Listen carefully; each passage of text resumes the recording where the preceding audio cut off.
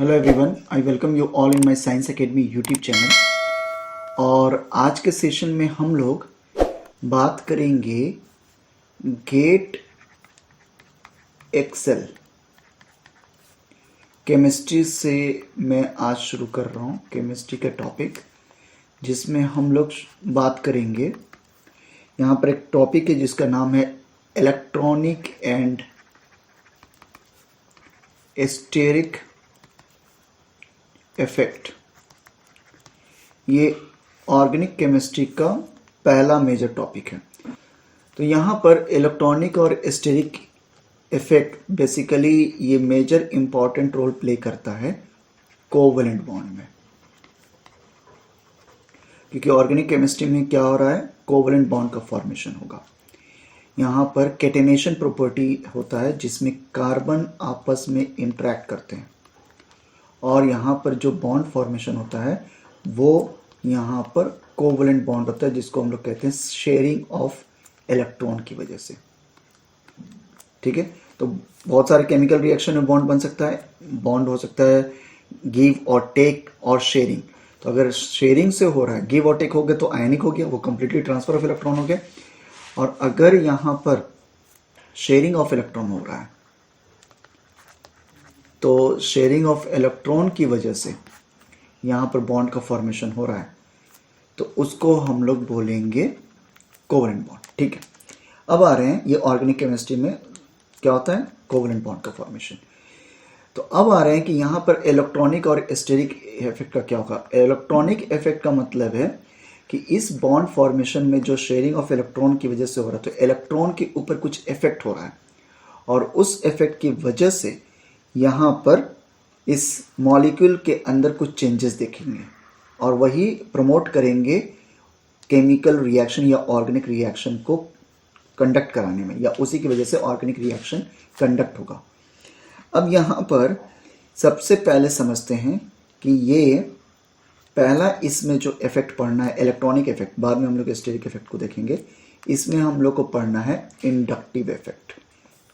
Inductive effect तब होता है जब किसी मॉलिक्यूल के अंदर इलेक्ट्रोनेगेटिव मॉलिक्यूल प्रेजेंट हो।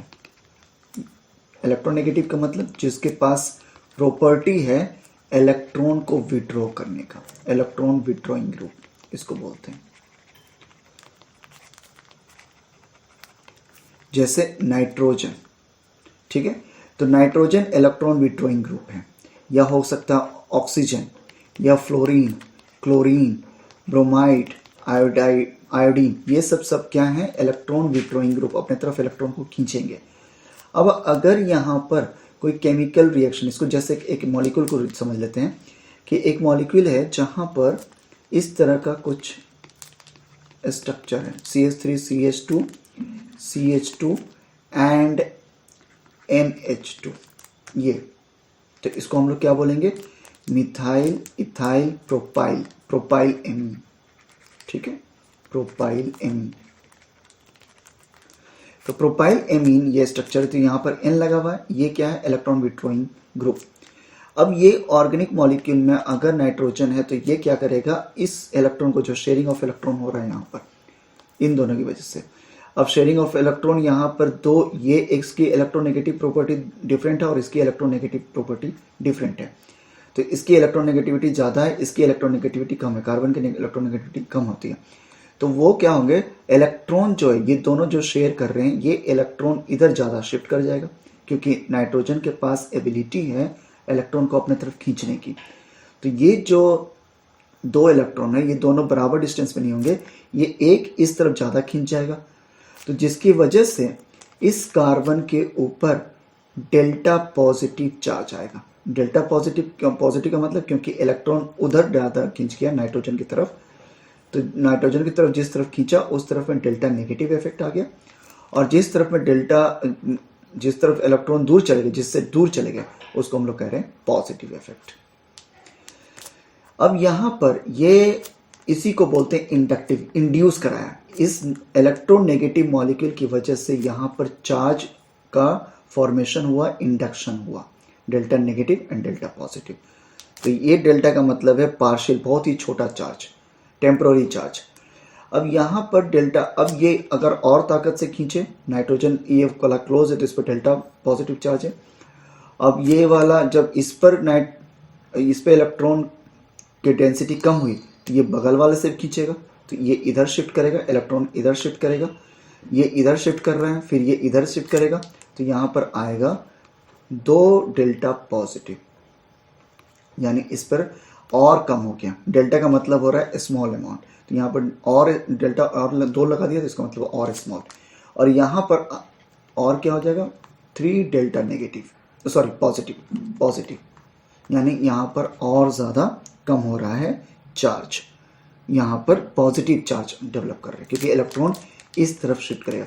यानी इसको इस तरीके से समझे कि कोई अपने तरफ रस्सी खींच रहा है और दूसरे तरफ में भी कोई रस्सी को पकड़े हुए, तो जो ज़्यादा ताकतवर होगा वो अपनी तरफ रस्सी को ज़्यादा खींचेगा, तो सबसे ज़्यादा इफेक्ट यहाँ दिखेगा कि इधर रस्सी का मूवमेंट हो रहा है, उसके बाद यहाँ दिखेगा, उसके बाद यहाँ दिखेगा, सबसे मैक्सिमम इफेक्ट यहाँ दिखेगा, फिर सेकेंड कार्बन पर दिखेगा, फिर third carbon. Inductive effect third के बाद में बहुत ज़्यादा कम हो जाता है, तो हम लोग इसको नेग्लिजिबल मानते हैं। अगर इसके बाद भी CH3 रहता तब यहाँ पर 4 टाइम क्या होता है, हम लोग डेल्टा लिखते हैं, लेकिन अब अगर 4 टाइम है तो ये बहुत ही कम हो गया, तो यहाँ पर मान लेते हैं कि 3 कार्बन के जाते जाते चौथे कार्बन तक इसका इफेक्ट खत्म हो जाता है, यहाँ पे कोई भी पॉजिटिव चार्ज डेवलप नहीं करेगा, ये मैक्सिमम 3 कार्बन तक ही शो कर सकता है। ठीक है, अब आ रहे हैं कि इससे पॉजिटिव और नेगेटिव तो डेवलप करेगा, तो इससे फ़ायदा क्या है? इससे फ़ायदा यह है कि अगर कोई अब पॉजिटिव चार्ज वाला होगा या नेगेटिव चार्ज वाला होगा, जैसे ये OH ग्रुप, तो अब ये अटैक कहाँ करेगा? यहाँ।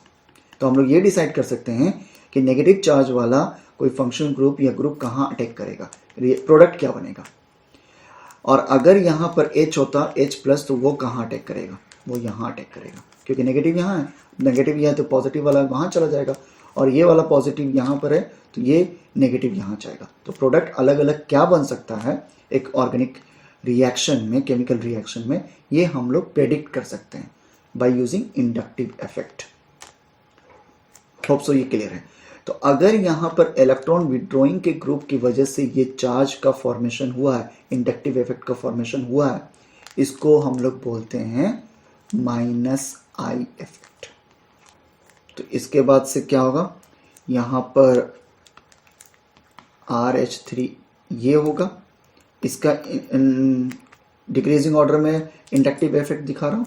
तो उसके बाद में NO2, उसके बाद में ये साइनाइड के बाद में फ्लोरीन के बाद में क्लोरीन के बाद में OH के बाद में यहाँ पर OCH3 के बाद में Br के बाद में आयोडीन, और आयोडीन के बाद में फिर CH double bond CH2 ethyl group.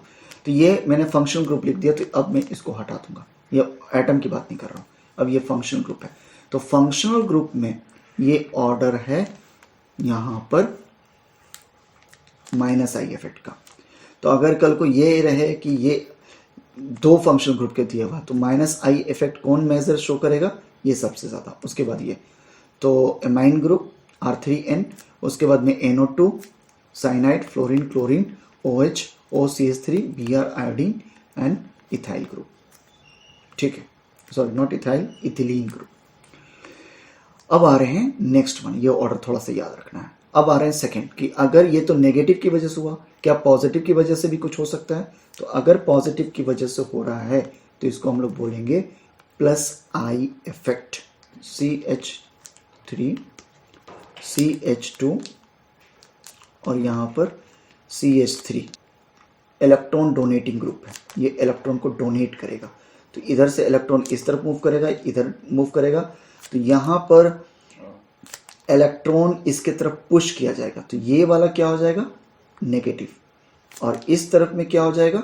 Electron positive, यहाँ पर पॉजिटिव चार्ज आ जाएंगे, क्योंकि यहाँ पर ये इलेक्ट्रॉन को डोनेट कर रहे हैं, पुश कर रहे हैं इनके तरफ, ये इलेक्ट्रॉन रिच है, यहाँ पर ये क्या है? Electron rich, okay sorry electron positive, ये पुश करेंगे इसके तरफ में इलेक्ट्रॉन। तो जो CH2 फर्स्ट और सेकेंड कार्बन पर सेकेंड कार्बन पर इलेक्ट्रॉन रिच हो जाएगा। ये क्या होगा? Electron rich. तो अब अगेन हम लोग फाइंड आउट कर सकते हैं कि अगर कोई H+ वाला है तो ये कहाँ अटैक करेगा? ये यहाँ अटैक करेगा। और कोई Cl है तो ये कहाँ अटैक कर सकता है? इसकी इक्वल प्रोबेबिलिटी होगी, यहाँ भी अटैक कर सकता है और यहाँ पर भी अटैक कर सकता है। तो ये फाइंड आउट कर सकते हैं हम लोग अगेन कि प्रोडक्ट क्या बनेगा अगर कोई यहाँ पर केमिकल रिएक्शन हो रहा है, ऑर्गेनिक केमिकल रिएक्शन हो रहा है, तो ये किस तरह का प्रोडक्ट फॉर्म करेगा। अब इस तरह के रिएक्शन की वजह से जहाँ पर पॉजिटिव कोई फंक्शनल ग्रुप जैसे मिथाइल ग्रुप है, इथाइल ग्रुप है, इसकी वजह से डेल्टा पॉजिटिव इफेक्ट शो कर रहा है, तो इसको हम लोग बोलेंगे +I इफेक्ट। इसको क्या बोलेंगे? +I effect. तो इसमें +I इफेक्ट में हम लोग को ऑर्डर समझना है कि वो क्या होगा। तो सबसे ज़्यादा यहाँ पर होगा CH3C, ये सबसे मैक्सिमम, क्योंकि ये पूरा का पूरा क्या हो रहा है? इलेक्ट्रॉन रिच है, तो ये इस तरफ में इलेक्ट्रॉन को पुश करेंगे, तो ये +I इफेक्ट शो करेगा। इसके बाद में इससे कम वाले, कम जो functional group methyl group attach किए हुए हैं, तो यहाँ 3 मिथाइल ग्रुप है, यहाँ 2 मिथाइल ग्रुप है, उसके बाद में CH3CH2 ये, उसके बाद में सिर्फ मिथाइल ग्रुप, ये ऑर्डर होगा। और अगर ऑक्सीजन यहाँ प्रेजेंट, ठीक है, तो ये वाला ऑर्डर को याद रखना है। सबसे ज़्यादा यहाँ पर 3 मिथाइल, ट्राई मिथाइल है, फिर डाई मिथाइल है, फिर इथाइल है या सिंगल मिथाइल है। तो इस तरह के ऑर्डर को यहाँ पर याद रखना है कि ये ऑर्डर +I इफेक्ट का है। ओके, अब यहाँ पर इसको एग्जाम्पल से हम लोग समझते हैं। 2 एग्जाम्पल लेते हैं। पहला एग्जाम्पल यहाँ पर हम लोग ले रहे हैं, पहला एग्जाम्पल यहाँ पर हम लोग लेंगे कि अगर यहाँ पर हम लोग को फाइंड करना हो order of acidity for molecule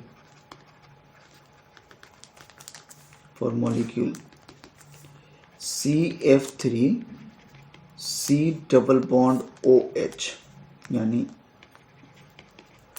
trifluoro acetic acid, इसका एसिडिटी सबसे मैक्सिमम होगा, देन CF2HCOOH, इसके बाद इसका होगा, उसके बाद CF2FCOOH ये होगा, उसके बाद में CH3COOH। यहाँ पर एसिडिटी डिक्रीज करेगा। अब इसका रीज़न पूछता है, decreases, why it is so. सबसे ज़्यादा ट्राई फ्लोरो एसिटिक एसिड एसिडिक होंगे। अब देखिए यहाँ पर क्या है, कोई कभी भी इस तरह से, आप इसको कैसे एक्सप्लेन कर सकते हैं? इसमें क्या है, 3 फ्लोरीन है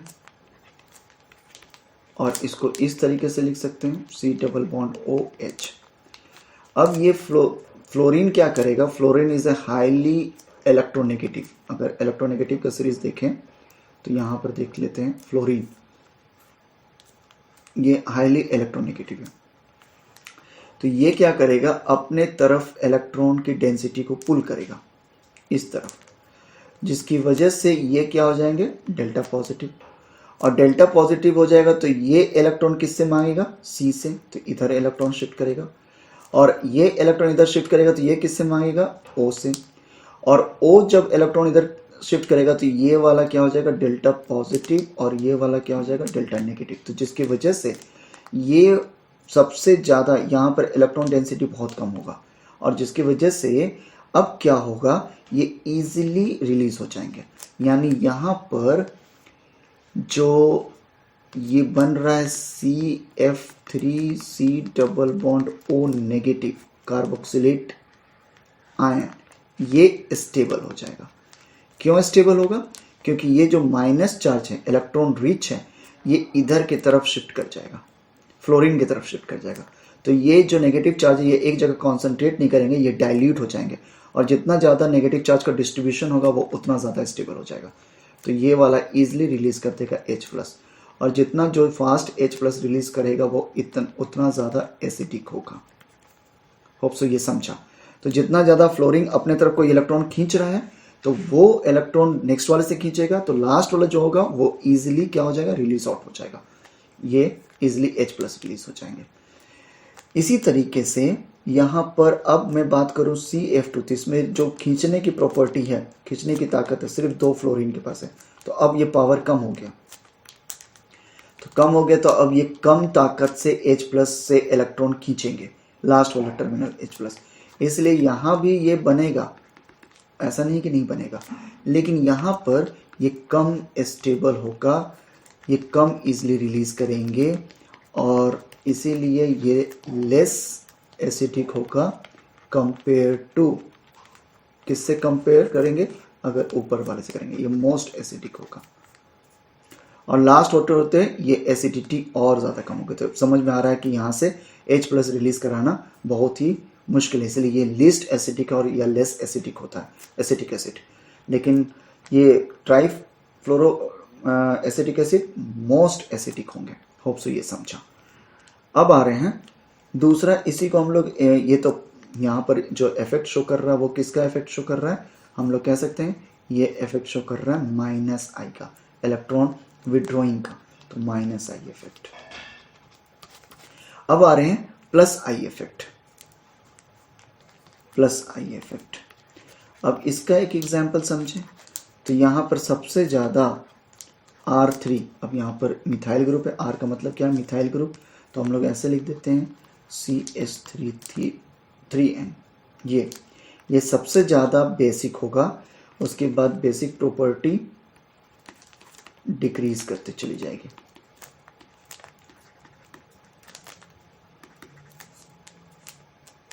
CHNH2, और उसके बाद में सिर्फ NH3, तो ये हो गया एमोनिया, एमाइन ग्रुप सिर्फ, ये हो गया मिथाइल एमाइन, ये हो गया डाईमिथाइल एमाइन, ये हो गया ट्राईमिथाइल एमाइन। तो देखिए सबसे ज़्यादा, अब ये बेसिक प्रॉपर्टी यहाँ पर जैसे जैसे आगे की तरफ जा रहे हैं, बेसिक प्रॉपर्टी क्या हो रहा है, बेसिक प्रॉपर्टी डिक्रीज कर रहा है, प्रॉपर्टी डिक्रीजेस, ठीक है, ये बेसिक प्रॉपर्टी डिक्रीज करेगा। अब ऐसा क्यों है, बेसिक प्रॉपर्टी होता क्या है, डोनर ऑफ इलेक्ट्रॉन और एक्सेप्टेंस ऑफ प्रोटॉन, ये ऊपर वाले की प्रॉपर्टी से बिल्कुल होगा। यहाँ पर जितना फास्ट, अगर एसिडिक प्रॉपर्टी का मतलब क्या है कि वो क्या करेंगे, फास्ट प्रोटॉन को रिलीज कर सके, फास्ट प्रोटॉन को रिलीज करे, तो इसका उल्टा क्या किस पर अप्लाई होगा, बेसिक पर, ये एक्सेप्टेंस ऑफ प्रोटॉन या डोनर ऑफ इलेक्ट्रॉन। तो ये वाले यहाँ पर CH3, अब देखिए इसको हम लोग ऐसे लिख सकते हैं CH3, तो यहाँ पर अब क्या होगा, इलेक्ट्रॉन को ये डोनेट करेंगे, किधर करेंगे, N के तरफ, और N के तरफ जब इलेक्ट्रॉन जाएगा तो इलेक्ट्रॉन तो ये अपने तरफ खींचेगा ही, और ये दे भी रहा है, तो ये वाला जो यहाँ पर N है, ये इसके पास में डेल्टा नेगेटिव बहुत ज़्यादा हाई अमाउंट में हो जाएगा, जिसकी वजह से ये एक्सेप्टेंस ऑफ प्रोटॉन या फर्दर डोनेट कर सकता है इलेक्ट्रॉन, क्योंकि इसके पास इलेक्ट्रॉन बहुत ज़्यादा हो गया, तो ये इजीली क्या कर सकता है, H+ को इजीली एक्सेप्ट कर सकता है, या इसको डोनेट करना है इलेक्ट्रॉन तो इजीली डोनेट कर सकता है, क्योंकि इसके पास में इलेक्ट्रॉन रिच या इलेक्ट्रॉन डोनर ग्रुप प्रेजेंट है बहुत ज़्यादा, तो ये इसलिए मैक्सिमम क्या होगा, बेसिसिटी शो करेगा। अब जैसे जैसे आगे जा रहे हैं, एमाइन ग्रुप जो इलेक्ट्रॉन डोनर ग्रुप है वो कम हो रहा है उसके नंबर, और यहाँ तो बिल्कुल कम हो गया, इसीलिए यहाँ पर सिर्फ इलेक्ट्रॉन विड्रॉइंग ग्रुप यहाँ प्रेजेंट है, और इसके पास इलेक्ट्रॉन ज़्यादा है भी नहीं, ये सिर्फ दूसरे, तो यहाँ पर इसकी बेसिसिटी सबसे कम हो जाएगी, क्योंकि इलेक्ट्रॉन डोनेटिंग ग्रुप यहाँ एब्सेंट है, ये इलेक्ट्रॉन डोनर नहीं हो सकता, ये एक्सेप्टेंस की तरह काम कर रहा है, तो एक्सेप्टेंस की तरह तो काम नहीं करना है, यहाँ पर डोनर की तरह काम करना है, तो ये लेस बेसिक हो जाएगा। होप सो ये समझा। तो इसका एक्सप्लेनेशन हम लोग ईजिली कर सकते हैं कि कौन एसिड है कौन बेसिक, हम लोग ईजिली आइडेंटिफाई कर सकते हैं इसके बेसिस पे कि यहाँ पर इंडक्टिव इफेक्ट कैसे शो कर रहा है, +I इफेक्ट शो कर रहा है या -I इफेक्ट कर शो कर रहा है। तो ये यहाँ पर हम लोग समझ रहे हैं, तो बस इसमें इतना ही समझना है। अब हम लोग इलेक्ट्रॉनिक इफेक्ट का, तो यहाँ पर देख रहे हैं इलेक्ट्रॉन शिफ्ट कर रहा है, तो इसीलिए इसको हम लोग बोल रहे हैं इलेक्ट्रॉनिक इफेक्ट। पहला इलेक्ट्रॉनिक इफेक्ट में इंडक्टिव इफेक्ट देखा, अब दूसरा हम लोग देख रहे हैं electromeric effect. It will show when some external source of electron rich group approaches, या तो इलेक्ट्रॉन रिच हो या इलेक्ट्रॉन डेफिसिट, कोई जरूरी नहीं हमेशा रिच हो या डेफिसिट या डेफिशिएंट ग्रुप अप्रोच करे, तब उनके अंदर क्या चेंजेस हो रहा है। जैसे आयरन के सामने मैग्नेट ले जाएंगे तब उनका अलाइनमेंट चेंज होगा। तो ये टेम्पररी इफेक्ट है और ये external source of electron deficit और रिच ग्रुप के ऊपर डिपेंड करता है। यहाँ पर प्रेजेंस ऑफ वो मॉलिक्यूल शो करते हैं, molecule which is having pi bond. Pi bond का मतलब है इलेक्ट्रॉन रिच, जैसे इथाइलिन, ये इथाइलिन है। तो अगर यहाँ पर H प्लस अप्रोच किया, H प्लस अप्रोच किया डेफिशिएंट वाला, तो ये कैसे बिहेव करेगा, ये CH2 जो डबल बॉन्ड है, यहाँ इलेक्ट्रॉन है, तो ये वाला एक हो जाएगा डेल्टा पॉजिटिव और दूसरा वाले की तरफ में इलेक्ट्रॉन शिफ्ट करके कन्वर्ट कर जाएगा डेल्टा नेगेटिव, डेल्टा पॉजिटिव और डेल्टा नेगेटिव। यानी H प्लस वाला अब क्या करेगा, कहाँ पर अटैक करेगा, ये यहाँ अटैक करेगा और क्या फॉर्म कर देगा, ये फॉर्म करेगा CH2 delta positive and CH3। ये होप सो ये समझा, तो ये इस तरीके से फॉर्म करेगा यहाँ पर। तो इसको हम लोग क्या बोलते हैं, कार्बोकैटायन, जो अनस्टेबल है, ये अनस्टेबल है। अब इसी तरीके से ये जो इफेक्ट शो कर रहा है, इस तरह का यहाँ पर डेल्टा पॉजिटिव चार्जेस आ गया, किसकी वजह से, इस एक्सटर्नल यहाँ पर H प्लस की वजह से। तो इसकी बोलते हैं हम लोग, इस तरह का चार्ज होने की वजह से इसको बोलते हैं प्लस आई इफेक्ट, यानी H plus shows plus I effect. Plus I effect का मतलब है यहाँ पर प्लस इलेक्ट्रोमेरिक इफेक्ट।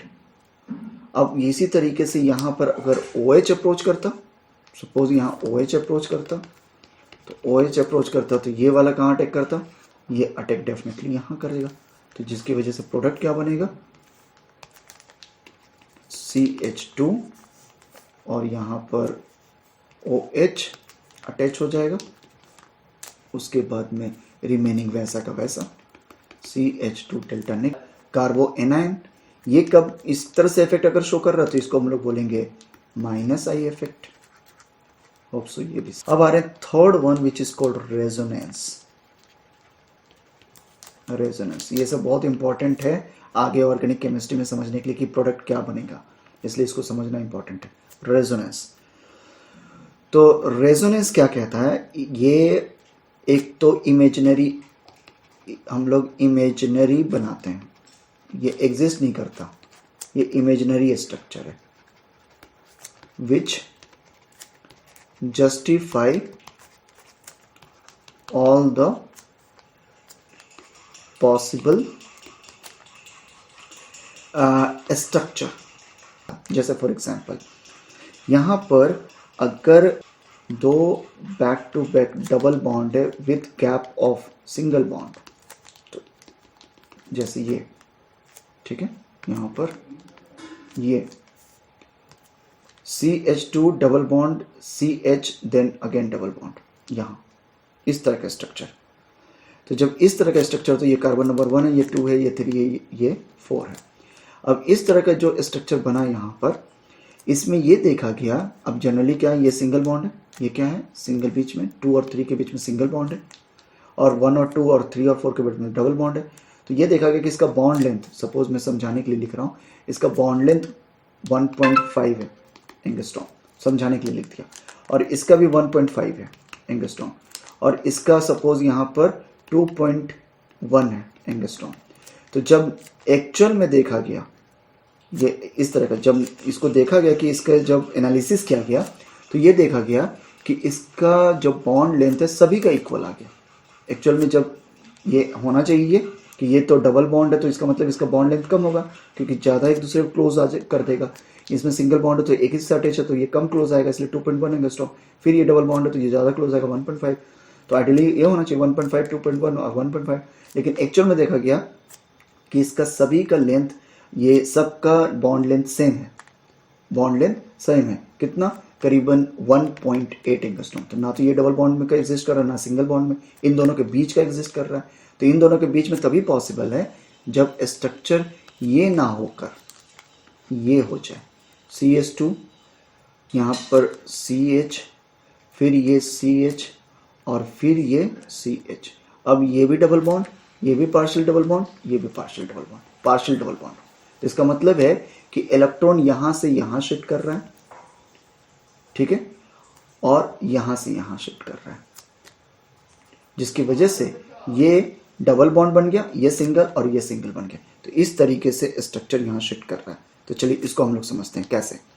यहाँ पर अगर ये वाला बॉन्ड यहाँ पर शिफ्ट करता है तो इसको हम लोग कैसे लिखेंगे? इस तरीके से, डबल एरो से। तो इसको कैसे लिखेंगे? यहाँ पर ये बॉन्ड CH2, ये वाला बॉन्ड यहाँ शिफ्ट कर गया तो CH ये इसके साथ में बॉन्ड फॉर्म कर दिया, और ये अपना इलेक्ट्रॉन यहाँ पर दे दिया तो ये वाला डबल बॉन्ड बन गया, और यहाँ पर एक सिंगल बॉन्ड बनेगा CH2। तो इस तरफ में यहाँ पर रिच हो गया और इस तरफ में डेफिशिट हो गया, क्योंकि इसने अपना एक इलेक्ट्रॉन कंप्लीटली यहाँ दे दिया। इसने अपना इधर वाला जो इसके साथ बॉन्ड फॉर्म कर रहा था तो ये वाला यहाँ शिफ्ट किया, इसके पास एक बच गया। देखिए कैसे करेंगे इसको, इस तरीके से समझते हैं, इसको इस तरीके से समझते हैं। CH2 एक बॉन्ड है, ये दो, CH यहाँ पर तो ठीक है, CH फिर ये वाला डबल बॉन्ड और ये वाला। ये क्या करेगा कि ये वाला दोनों ये पेयर ऑफ इलेक्ट्रॉन यहाँ शिफ्ट किए यहाँ पर, तो ये फॉर्म कर दिया। तो अब ये गायब हो गया तो इसके पास में डेफिशिट हो गया, और इसके पास में ये वाले जो हैं पेयर ये एक्स्ट्रा आ गए। तो एक्स्ट्रा आ गया तो एक तो इलेक्ट्रॉन पहले से था, एक एक्स्ट्रा इलेक्ट्रॉन आ गया, तो ये क्या हो जाएगा? Delta negative. इसके पास एक एक्स्ट्रा इलेक्ट्रॉन आ गया, तो यहाँ पर ये एक इलेक्ट्रॉन पूरा का पूरा यहाँ से यहाँ चला गया, इसलिए इसमें प्लस साइन आ गया और इसमें माइनस साइन आ गया। होप सो ये समझा। तो थोड़ा सा ये एरो का समझना है। तो यहाँ पर ये शिफ्टिंग ऑफ इलेक्ट्रॉन हो रहा है, ठीक है। उसके बाद इसको इस तरीके से भी कर सकते हैं, ये एक तरीका है। उसके बाद दूसरा क्या ये बना सकता है? दूसरा इस तरीके से बनाए कि ये प्लस साइन यहां पर ना करके ये वाला यहां शिफ्ट कर जाए और ये वाला यहां शिफ्ट कर जाए। तो इस तरीके से होगा तो क्या बनेगा?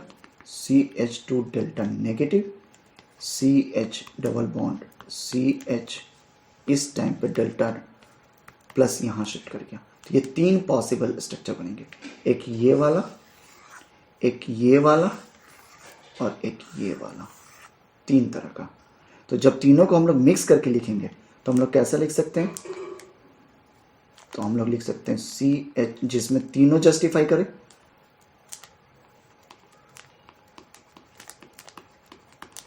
एक बार में यहां डबल बॉन्ड बन रहा है, एक बार में यहां डबल बॉन्ड बन रहा है और एक बार में यहां डबल बॉन्ड बन रहा है। तो इसलिए नीचे वाले को हम लोग क्या लिखेंगे? Dotted like structure. तो ये वाला स्ट्रक्चर क्या है? रेजोनेंस। रेजोनेंस हम लोग को एग्जैक्ट मालूम नहीं है कि इलेक्ट्रॉन अभी कहाँ, ये रोटेट कर रहा है, यहाँ शिफ्ट कर रहा है, फिर यहाँ शिफ्ट कर रहा है, या यहाँ शिफ्ट कर रहा है, या यहाँ शिफ्ट कर रहा है। इसकी वजह से ये वाला स्ट्रक्चर लिखेंगे। जो हम लोग रेजोनेंस स्ट्रक्चर वो स्ट्रक्चर होगा जिसकी एनर्जी सबसे कम होगी, एनर्जी इज लोवेस्ट। और एनर्जी लोवेस्ट होगा तो ये स्टेबल होगा, ये याद रखना है। हमेशा प्रोडक्ट उस तरफ बनेगा जो स्टेबल हो, लो एनर्जी हो, ठीक है। तो इसको हम लोग बोलेंगे रेजोनेंस। रेजोनेंस कैसे बनेगा? इसमें एक सिंगल बॉन्ड के लेफ्ट और राइट में डबल बॉन्ड होना चाहिए, ठीक है। Next electronic effect is hyper conjugation. बस एक एक एग्जाम्पल के साथ में हम लोग समझेंगे और इसको आगे भी डिस्कस करेंगे। हाइपर कंजुगेशन यानी बैक टू बैक, यहाँ पर क्या है? अगेन ये डबल बॉन्ड है, जैसे कि देखिए CH3 CH double bond CH CH, then उसके बाद में double bond CH CH2 Br। ठीक है, 1 2 3 4, 1 2 3 3 6, 3 3 6। तो ये यहाँ पर एक यहाँ पे डबल बॉन्ड है और एक यहाँ पे डबल बॉन्ड है और इनके बीच में एक सिंगल बॉन्ड है, जस्ट लाइक रेजोनेंस की तरह। लेकिन यहाँ पर थोड़ा सा डिफरेंस ये समझना है कि एक इलेक्ट्रॉन विड्रॉइंग ग्रुप है और दूसरा वाला इलेक्ट्रॉन डोनेटिंग ग्रुप से सराउंडेड है।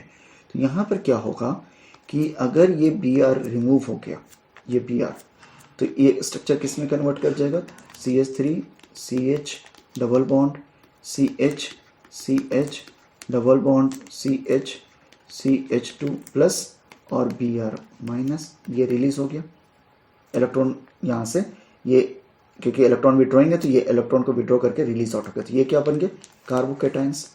ये कार्बोकैटायंस जो हैं, कार्बोकैटायंस का मतलब है पॉजिटिव चार्ज वाला, carbon molecule rich in positive charge, carbocation. तो ये अनस्टेबल है। तो ये अपने आप को स्टेबलाइज कैसे करेंगे देख लीजिए।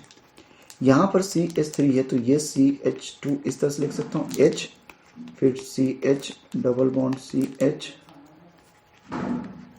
CH double bond CH2 plus. तो ये वाला, ये क्या होगा, यहाँ पर ये शिफ्ट करेगा यहाँ, तो ये शिफ्ट कहाँ करेगा, यहाँ। उसके बाद में जब ये यहाँ शिफ्ट करेगा तो उसकी वजह से स्ट्रक्चर ये कहाँ शिफ्ट कर जाएगा, यहाँ पर। तो इसके वजह से देखिए क्या हो रहा है। अब कैसा स्ट्रक्चर बनेगा, यहाँ पर CH2, ये वाला यहाँ से पूरा का पूरा H प्लस रिलीज हो गया, H प्लस रिलीज हो जाएगा ये इस फॉर्म में पूरा का पूरा। और ये जो इलेक्ट्रॉन है यहाँ देकर ये पूरा का पूरा पेयर क्या हो जाएगा, CH, फिर CH, ये पूरा का पूरा यहाँ दे दिया CH डबल बॉन्ड, फिर ये वाला पेयर यहाँ शिफ्ट हो गया और CH2, ये पार्शियल क्या हो जाएगा, ये वाला डबल बॉन्ड, CH2 ये यहाँ पर शिफ्ट किया डबल बॉन्ड, ये वाला यहाँ सिंगल बॉन्ड, फिर ये डबल बॉन्ड, फिर ये सिंगल बॉन्ड और उसके बाद में डबल बॉन्ड बनकर CH2। यस, ये क्या हो गया, H प्लस, यहाँ से ये प्लस चार्ज गायब हो गया और ये एक्स्ट्रा H प्रोटॉन के फॉर्म में रिलीज हो गया। तो यहाँ पे कार्बोकैटायन अब नहीं रहा, ये मॉलिक्यूल क्या हो गया, मॉलिक्यूल स्टेबल हो गया। तो इस तरह के स्टेबिलिटी को हम लोग क्या कहते हैं, हाइपर कंजुगेशन। होप सो ये भी समझा। अब हम लोग लास्ट कर रहे हैं इसमें।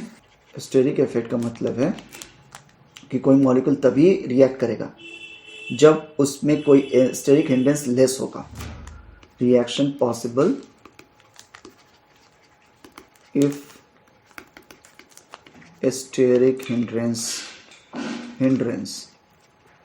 Is less. जैसे यहाँ पर मैंने C2H5 CH3 और C3H5 नहीं 7 यहाँ पर, तो इस कार्बन पर, एक कार्बन पर मिथाइल लगाया, एक पे इथाइल लगाया, एक पर यहाँ पर प्रोपाइल लगा, मीथेन इथेन प्रोपेन प्रोपाइल लगा दिया।